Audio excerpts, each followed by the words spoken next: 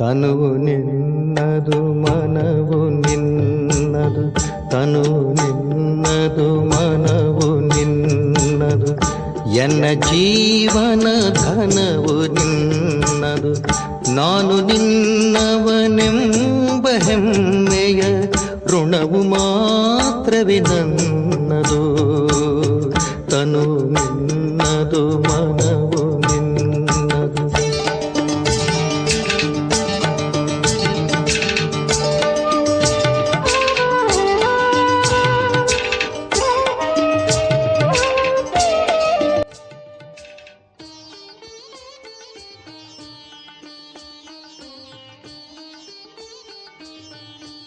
ಓಂ ಶಾಂತಿ. ಮುರಳಿಯ ದಿನಾಂಕ 5-4-2024. ಬಾಬ್ದಾದ ಮಧುಬನ. ಮಧುರ ಮಕ್ಕಳೇ, ತಂದೆಯನ್ನು ಪ್ರೀತಿಯಿಂದ ನೆನಪು ಮಾಡಿ, ಆಗ ನೀವು ಸಂತುಷ್ಟ ಆಗಿಬಿಡುತ್ತೀರಿ. ದೃಷ್ಟಿಯಿಂದ ಸಂತುಷ್ಟ ಆಗುವುದೆಂದರೆ ವಿಶ್ವದ ಮಾಲೀಕರಾಗುವುದು ಎಂದರ್ಥ. ಓಂ ಶಾಂತಿ. ಶಿವಭಗವಾನುವಾಚ್. ಮಧುರಾತಿ ಮಧುರ ಮಕ್ಕಳು, ಯಾರ ಬಳಿ ಬಂದಿದ್ದೀರಿ? ಆತ್ಮೀಯ ತಂದೆಯ ಬಳಿ. ನಾವು ಶಿವತಂದೆಯ ಬಳಿ ಬಂದಿದ್ದೇವೆ ಎಂದು ತಿಳಿದುಕೊಳ್ಳುತ್ತೀರಿ. ಶಿವತಂದೆಯು ಎಲ್ಲ ಆತ್ಮಗಳ ತಂದೆಯಾಗಿದ್ದಾರೆ ಎಂದು ತಿಳಿದಿದ್ದೀರಿ. ತಂದೆಯು ಸುಪ್ರೀಂ ಶಿಕ್ಷಕರಾಗಿದ್ದಾರೆ ಅಂದಾಗ ಪರಮ ಸದ್ಗುರು ಆಗಿದ್ದಾರೆ ಎಂದು ಇದು ಸಹ ಮಕ್ಕಳಿಗೆ ನಿಶ್ಚಯ ಇರಬೇಕಾಗಿದೆ. ಸುಪ್ರೀಂ ಎಂದರೆ ಪರಂ ಎಂದು ಹೇಳಲಾಗುತ್ತದೆ. ಅವರನ್ನೇ ನೆನಪು ಮಾಡಬೇಕಾಗುತ್ತದೆ. ದೃಷ್ಟಿಯೊಂದಿಗೆ ದೃಷ್ಟಿಯನ್ನು ಜೋಡಿಸಬೇಕಾಗಿದೆ. ಗಾಯನವಿದೆ, ದೃಷ್ಟಿಯಿಂದ ಸಂತುಷ್ಟರಾಗುವುದು ಎಂದು. ದೃಷ್ಟಿಯಿಂದ ಸಂತುಷ್ಟತೆ ಯಾರಿಗೆ ಬೇಕು? ಅವಶ್ಯವಾಗಿ ಇಡೀ ಪ್ರಪಂಚಕ್ಕೆ ಎಂದು ಹೇಳುವರು. ಏಕೆಂದರೆ ಸರ್ವರ ಸದ್ಗತಿದಾತ ಆಗಿದ್ದಾರೆ. ಸರ್ವರನ್ನು ಈ ಪ್ರಪಂಚದಿಂದ ಕರೆದೊಯ್ಯುವವರಾಗಿದ್ದಾರೆ. ಈಗ ದೃಷ್ಟಿ ಯಾರದಾಗಿದೆ? ಈ ಕಣ್ಣಿನಿಂದ ಆಗುತ್ತದೆಯೇ? ಇಲ್ಲ. ಜ್ಞಾನದ 3ನೆಯ ನೇತ್ರ ಸಿಗುವುದು. ಇವರು ಎಲ್ಲ ಆತ್ಮಗಳ ತಂದೆಯಾಗಿದ್ದಾರೆ ಎಂದು ಆತ್ಮಕ್ಕೆ ತಿಳಿಯುತ್ತದೆ. ನನ್ನನ್ನು ನೆನಪು ಮಾಡಿ ಎಂದು ಆತ್ಮಗಳಿಗೆ ಸಲಹೆ ನೀಡುತ್ತಾರೆ. ಆತ್ಮಗಳೇ ಪತಿತ ತಮೋ ಪ್ರಧಾನರಾಗಿದ್ದಾರೆ. ಇದು 84ನೇ ಜನ್ಮವಾಗಿದೆ. ಈಗ ನಾಟಕವು ಅವಶ್ಯವಾಗಿ ಪೂರ್ಣ ಆಗಲೇಬೇಕು ಎಂದು ಈಗ ಶಿವತಂದೆಯು ಆತ್ಮಗಳಿಗೆ ತಿಳಿಸುತ್ತಿದ್ದಾರೆ. ಪ್ರತಿ ಕಲ್ಪ ಹಳೆಯದರಿಂದ ಹೊಸದು ಆಗಲೇಬೇಕು, ಹೊಸದರಿಂದ ಹಳೆಯದು ಆಗಲೇಬೇಕು. ಹೆಸರು ಸಹ ಭಿನ್ನವಾಗಿದೆ. ಹೊಸ ಪ್ರಪಂಚದ ಹೆಸರಾಗಿದೆ ಸತ್ಯಯುಗ. ಮೊದಲು ನೀವು ಸತ್ಯಯುಗದಲ್ಲಿ ಇದ್ದಿರಿ. ಪುನಃ ಪುನರ್ಜನ್ಮವನ್ನು ಪಡೆಯುತ್ತಾ 84 ಜನ್ಮಗಳನ್ನು ಪಡೆಯುತ್ತೀರಿ. ಈಗ ನಿಮ್ಮ ಆತ್ಮ ತಮೋಪ್ರಧಾನವಾಗಿದೆ. ತಂದೆಯನ್ನು ನೆನಪು ಮಾಡುತ್ತಿದ್ದರೆ ಸಂತೃಪ್ತರಾಗುತ್ತಿದ್ದೀರಿ ಎಂದು ತಂದೆಯು ತಿಳಿಸುತ್ತಾರೆ. ನನ್ನನ್ನು ನೆನಪು ಮಾಡಿ ಎಂದು ಶಿವತಂದೆಯು ಸಮ್ಮುಖದಲ್ಲಿ ತಿಳಿಸುತ್ತಾರೆ. ನಾನು ಯಾರು? ಪರಮಪಿತ ಪರಮಾತ್ಮನಾಗಿದ್ದೇನೆ. ಮಕ್ಕಳೇ, ಆತ್ಮಾಭಿಮಾನಿಗಳಾಗಿ ಮತ್ತೆ ದೇಹದ ಅಭಿಮಾನದಲ್ಲಿ ಬರಬೇಡಿ ಎಂದು ತಂದೆಯು ತಿಳಿಸುತ್ತಾರೆ. ಆತ್ಮಾಭಿಮಾನಿಗಳಾಗಿ ನೀವು ನನ್ನೊಂದಿಗೆ ದೃಷ್ಟಿಯನ್ನು ಜೋಡಿಸಿ, ಆಗ ಸಂತುಷ್ಟರಾಗುತ್ತೀರಿ. ತಂದೆಯನ್ನು ನೆನಪು ಮಾಡುತ್ತಾ ಇರಿ. ಇದರಲ್ಲಿ ಯಾವುದೇ ಕಷ್ಟವಿಲ್ಲ. ಆತ್ಮವೇ ಓದುತ್ತಿದೆ, ಪಾತ್ರವನ್ನು ಅಭಿನಯಿಸುತ್ತಿದೆ. ಎಷ್ಟು ಚಿಕ್ಕದಾಗಿದೆ! ಇಲ್ಲಿಗೆ ಬಂದ ನಂತರ 84 ಜನ್ಮಗಳ ಪಾತ್ರವನ್ನು ಅಭಿನಯಿಸುತ್ತದೆ. ನಂತರ ಅದೇ ಪಾತ್ರವನ್ನು ಪುನರಾವರ್ತಿಸಬೇಕಾಗುತ್ತದೆ. 84 ಜನ್ಮಗಳ ಪಾತ್ರವನ್ನು ಅಭಿನಯಿಸುತ್ತಾ ಆತ್ಮವು ಪತಿತವಾಗಿ ಬಿಟ್ಟಿದೆ. ಈಗ ಆತ್ಮನಲ್ಲಿ ಏನೂ ಶಕ್ತಿಯಿಲ್ಲ, ಸಂತುಷ್ಟತೆ ಇಲ್ಲ, ಕಂಗಾಲರಾಗಿದೆ. ಅಂದಾಗ ಪುನಃ ಸಂತುಷ್ಟ ಹೇಗೆ ಮಾಡುವುದು? ಈ ಅಕ್ಷರ ಭಕ್ತಿ ಮಾರ್ಗದ್ದಾಗಿದೆ. ಯಾವುದರ ಬಗ್ಗೆ ತಂದೆಯು ತಿಳಿಸುತ್ತಾರೆ? ವೇದ, ಶಾಸ್ತ್ರ, ಚಿತ್ರ ಮುಂತಾದವುಗಳ ಬಗ್ಗೆಯೂ ತಿಳಿಸುತ್ತಾರೆ.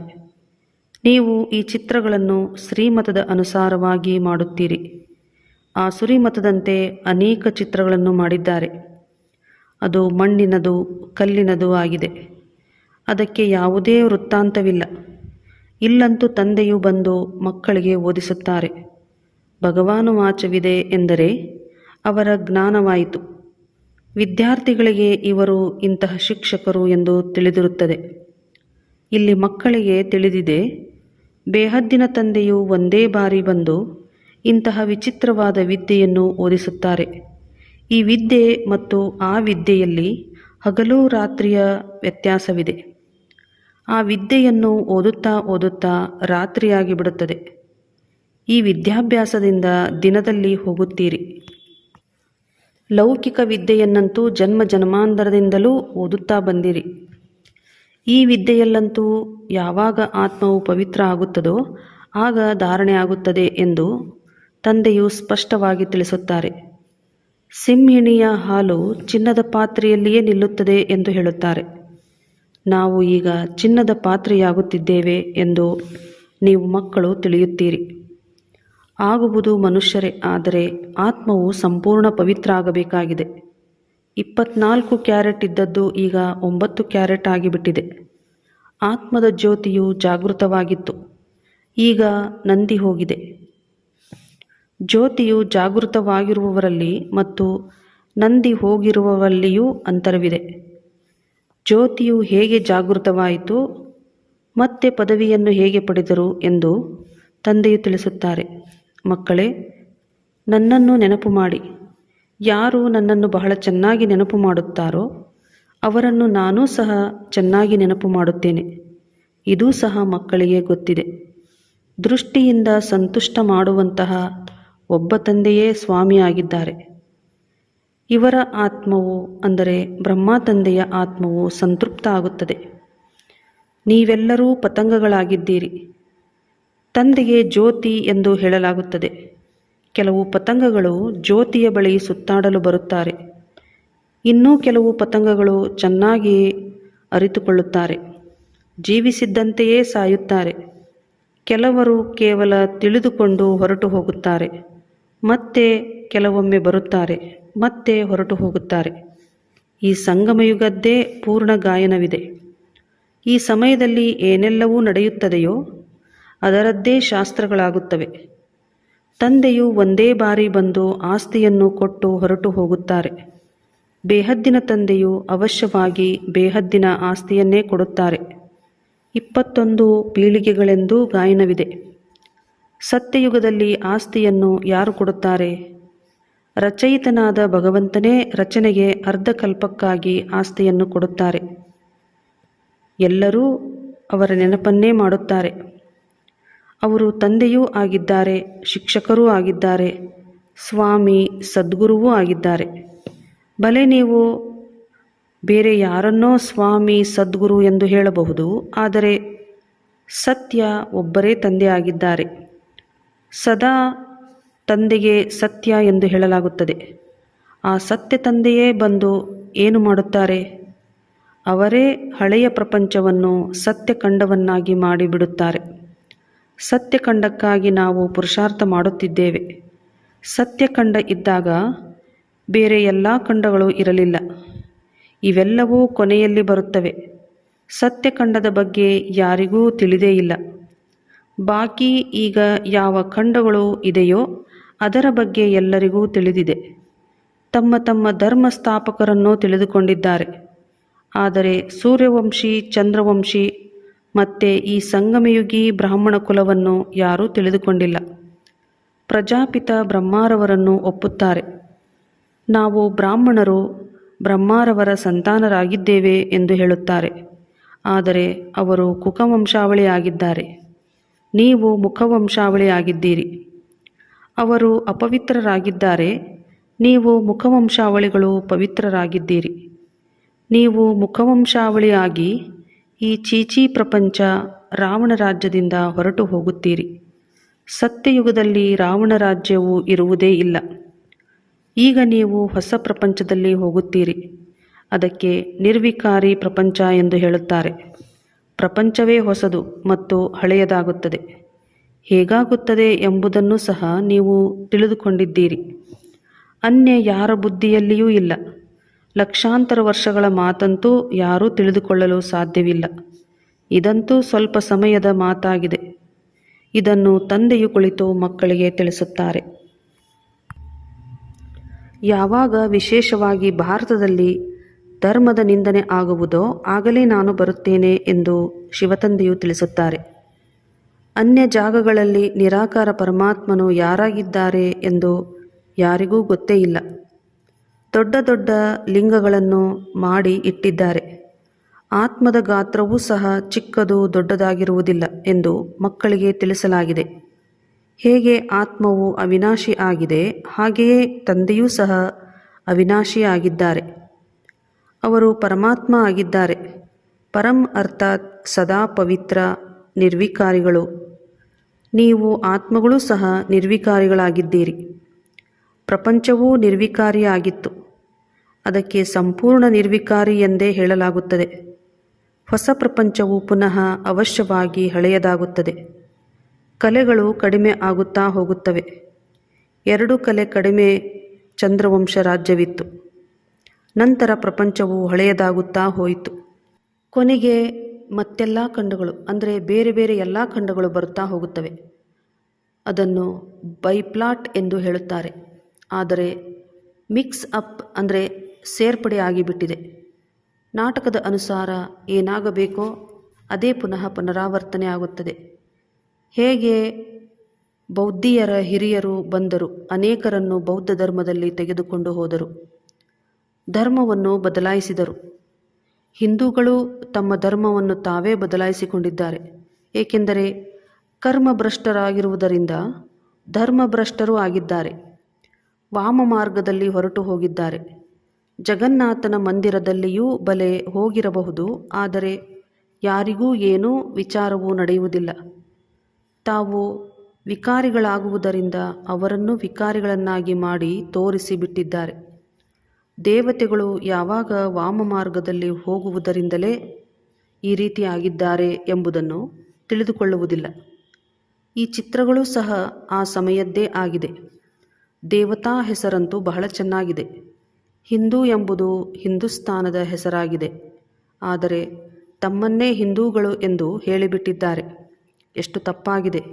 ಆದ್ದರಿಂದ ತಂದೆಯು ತಿಳಿಸುತ್ತಾರೆ, ಯದಾ ಯದಾ ಹಿ ಧರ್ಮಸ್ಯ ಗ್ಲಾನಿರ್ಭವತಿ ಭಾರತ ಅಭ್ಯುತ್ಥಾನಂ ಅಧರ್ಮಸ್ಯ ತದಾತ್ಮಾನಂ ಸೃಜಾಮ್ಯಹಂ ಪರಿತ್ರಾಣಾಯ ಸಾಧೂನಾಂ ಧರ್ಮ ಸಂಸ್ಥಾಪನಾರ್ಥಾಯ ಸಂಭವಾಮಿ ಯುಗೆ. ಈ ರೀತಿ ತಂದೆಯು ಭಾರತದಲ್ಲಿಯೇ ಬರುತ್ತಾರೆ. ನಾನು ಹಿಂದೂಸ್ತಾನದಲ್ಲಿ ಬರುತ್ತೇನೆ ಎಂದು ಹೇಳುವುದಿಲ್ಲ. ಇದು ಭಾರತವಾಗಿದೆ. ಹಿಂದೂಸ್ತಾನ ಅಥವಾ ಹಿಂದೂ ಧರ್ಮವಿಲ್ಲ.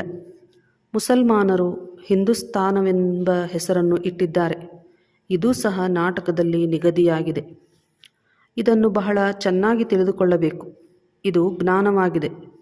ಪುನರ್ಜನ್ಮಗಳನ್ನು ತೆಗೆದುಕೊಳ್ಳುತ್ತಾ ವಾಮ ಮಾರ್ಗದಲ್ಲಿ ಬರುತ್ತಾ ಬರುತ್ತಾ ಭ್ರಷ್ಟಚಾರಿಗಳಾಗಿ ಬಿಡುತ್ತಾರೆ.